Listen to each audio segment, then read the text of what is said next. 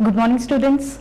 I hope you have revised chapter 6 electrolysis, because this chapter metallurgy is related to that one. Some of the concepts are used electrolysis chapter in this chapter. So before beginning this chapter, I will ask you one or two questions. Just give me answer. What are the applications of electrolysis? We have done 3 applications in the previous chapters. Which were those applications? Yes, the first application was electroplating, and the second electrorefining, and the third application was electrometallurgy. So today we are going to the third application of electrolysis, that is metallurgy. First of all, I will explain introduction. I will give the introduction of metals and non-metals. Total there are 118 elements. In these elements, some are non-metals, some are metals, and some are metalloids. So the main point is here that which metal is abundantly present in the earth crust. Here we are talking about earth crust. The metal which is present abundantly, the metal is aluminium, and its percentage is 8%.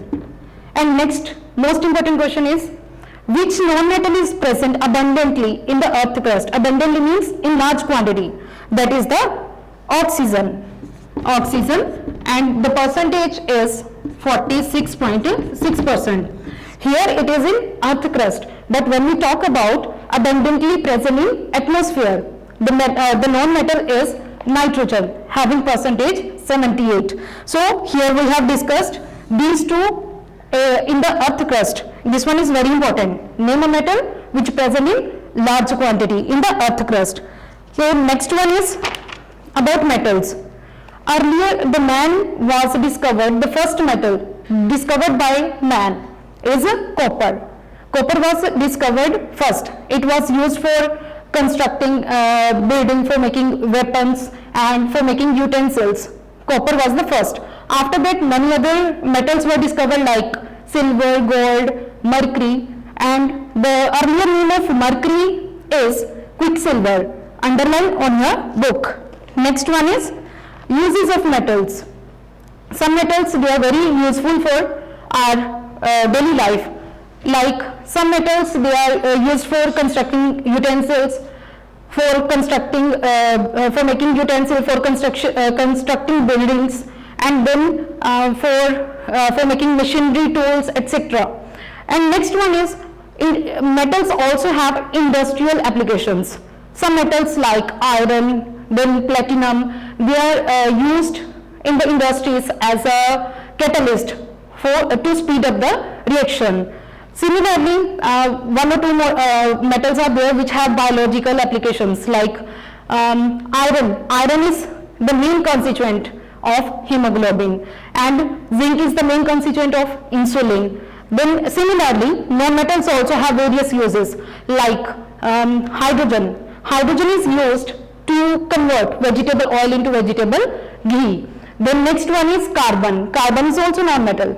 It is the main constituent of organic compounds. And next, nitrogen. Nitrogen is also non-metal. It is used, as you know that nitrogen is inert gas, so it is used to fill packages, food packages. So this is all about the usage of metals and non-metals. Next one is position of metals and non-metal. You know that position of metal in the periodic table. In the periodic table, metals lies to the left side of the periodic table, and non-metals to the right side. And metalloid, they have a zigzag line in the periodic table like this. Here metalloids are placed on the right side of the periodic table. And next one is the difference between metals and non-metals. This you have done in 9th standard also. You can do it. It's very easy. So the next topic is occurrence of metals and their extraction. Occurrence of metals, occurrence of metals and their extraction. How metals are occurred in the atmosphere? Mainly the metals, most of the metals, they always occur in the combined state. For example, sodium, calcium, they are usually combined with the chlorine and in the chloride form, like sodium chloride, calcium chloride in the combined state. Sodium, calcium in combined state. Very few metals are there which are noble metals, and they do not occur in combined state. They occur in free state, native state, like gold, platinum. They are noble metals, they are not reactive, so they occur in free state. These are reactive metal, they always combine with other radicals and form compound. So next one is, next thing is ores of aluminium. Okay, first of all I will explain some of the important terms which are used in this chapter. Metallurgy, the meaning of metallurgy, then minerals, ores and matrix. Metallurgy, it is the process by which we extract pure metals from their ores. So this is the process to extract metals from the ores. Next one is mineral and ores. These are naturally occurring substances. Naturally occurring substances of metals. In this mineral, metals are combined, mixed with the other impurities such as sand, soil, then you can say stones, etc. So metal is combined with the impurities, you can say. Minerals are naturally occurring substances. Now ores. Ores are minerals. Ores are minerals from which we can extract metal profitably. Profitably means when we apply less efforts and at a low cost. Here I will tell you one statement, then you will understand the meaning of the difference between minerals and ores. All minerals are ores, but all ores are not minerals. So all minerals are ores, but all ores are not minerals. Why this? Because all minerals, they have metals and impurities. Metal can be in less amount or more amount in the minerals, but ores are those in which metal is more, and when we apply less efforts, then we get metal. Here in the mineral, if we apply less efforts and if we apply more efforts and we are getting only very small metal, then this will remain as a mineral. This will not called ore. Ore means we get large metal and apply less effort at a low cost. If we are applying more, if we are applying more efforts and we are giving more cost, then we are getting less metal. That will not be ore. That will remain as a mineral. Clear the difference between minerals and ores. Next one is matrix. Matrix are the impurities that are mixed with the minerals. For example, sand, soil, etc. Matrix are the impurities combined with the minerals or ores.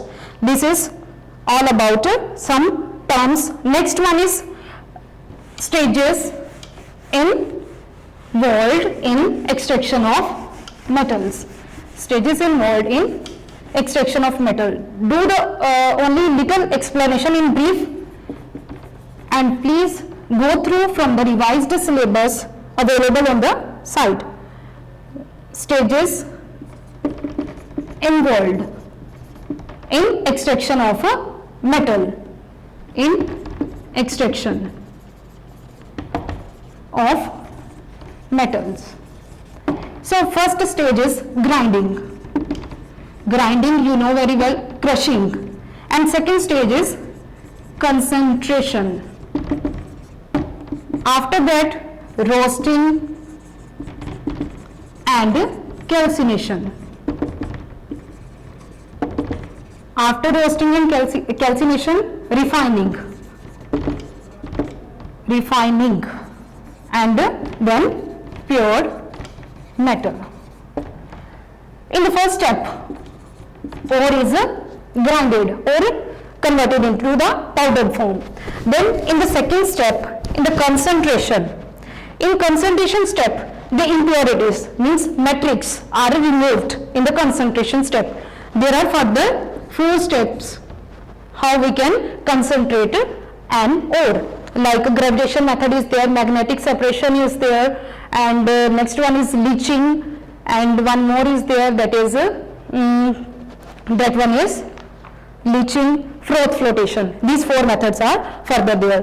Next one is roasting and calcination. Here the metals are free. In this step, metals are free from impurities. In the next step, they are heated in the presence, roasting, when ore is heated in the presence of oxygen. Calcination means when ore is heated in the absence of oxygen, or in the absence of oxygen or air. And in this step, ore is changed into metal oxide. Now next one is metal oxide is, here one more step is there, reduction. After roasting and calcination, there is one more step, reduction. So after roasting and calcination, reduction step is there. What is the meaning of reduction? Means to remove oxygen. In the reduction process, metal oxide is changed into metal. And after reduction, there is refining. Refining means purification. Purification of metal is done. Then after that you will get pure metal. These are the stages involved in extraction of metals. Do the only introduction part of these stages. So next one is, in the next video we will do the extraction of aluminium. That is the most important topic. Please revise these topics so that we can do the next one, and revise the electrolysis chapter also. Thank you.